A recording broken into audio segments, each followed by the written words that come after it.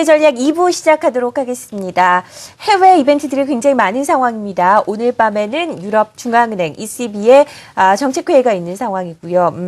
전반적으로 중국에서도 전인대가 열리고 있는데 중국 증시는 큰 변동성이 없는 모습입니다. 오히려 좀 하락하는 움직임에서 상승 반전하는 상황에서 마무리되는 국면으로 나오고 있는 상황인데 자세한 아시아 증시부터 먼저 정리를 해보도록 하죠. 우리 투자증권 동선 WMC 서상영 차장 연결해 보겠습니다. 안녕하세요.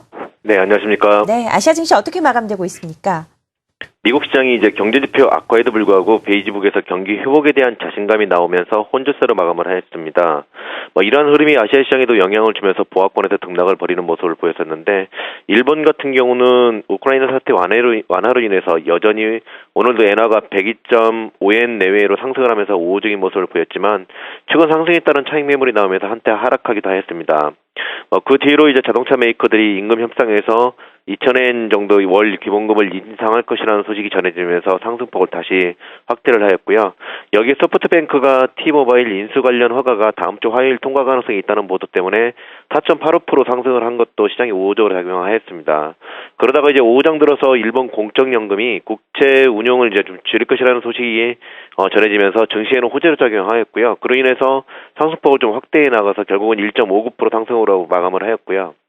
중국 같은 경우는 전날 리커창 총리가 GDP 성장률 목표치를 7.5% 발표하면서 경기 부양에 대한 의지를 표명했다는 점에서 시장에는 우호적이었지만 내일 태양전지 제조업체의 약 2천억 규모의 이제 회사채 만기에서 처리를 하지 못할 가능성이 커짐에 따라서 여전히 그림자 금융에 대한 불안감이 장 초반에는 이제 하락세를 보여나가는 모습이었습니다.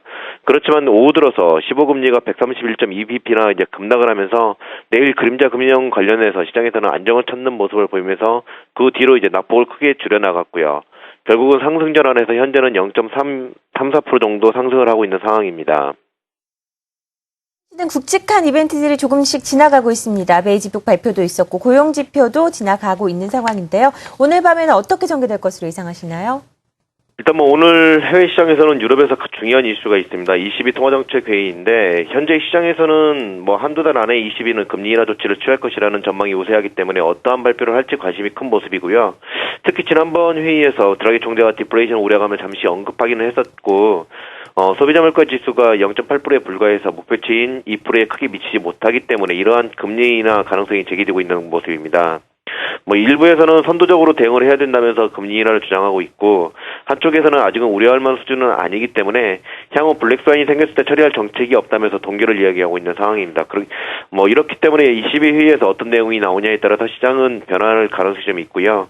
그렇기 때문에 이 흐름을 좀 지켜봐야 될 것으로 판단하고 있습니다. 특히 금리를 동결한다고 해도 드라기 총재의 연설에 시장은 귀를 기울일 것으로 판단하고 있고 미국 시장에서는 금요일 고용보고서를 하루 앞두고 있어서 지난주에 비해서 이제 우호적으로 발표될 것으로 예상되는 신규 실업수당 청구 건수가 이제 발표가 있고 여전히 줄어들 것으로 예상되고 있지만 전달에 비해서 개선될 것으로 여겨지고 있는 내구재 주문 등 경제 지표와 함께 더불어서 더들리 총재와 플러처 총재 등 여러 총재들의 반응도 시장에 일정 정도 영향을 줄 것으로 판단하고 있습니다.